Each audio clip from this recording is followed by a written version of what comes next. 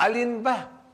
Etong mga kabataan na to, sino ba ang nagpapahamak? Kawawa ang mga magulang ng mga batang ito. Kawawa ang pamilya ng mga batang ito. Hindi nila alam na ang mga anak pala nila ay namundok at nagtitraining na sa bundok at kitang-kita ang ebidensya na itong mga batang ito hindi totoo na gumagawa ng research dahil base mismo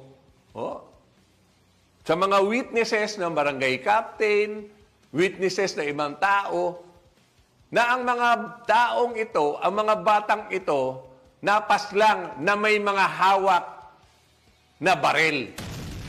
Diyos ko, bay!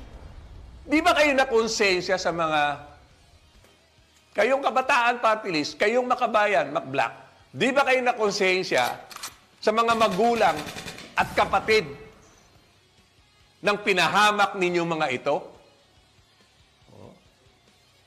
Ayan po, sa screen ninyo, yung mga na-recovered na armas na yan, doon po yan sa mga napaslang.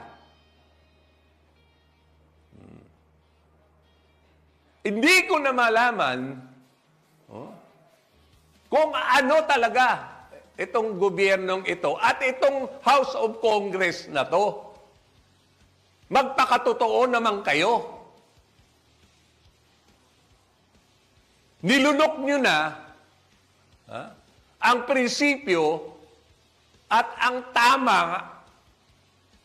Nilunok nyo na babuyin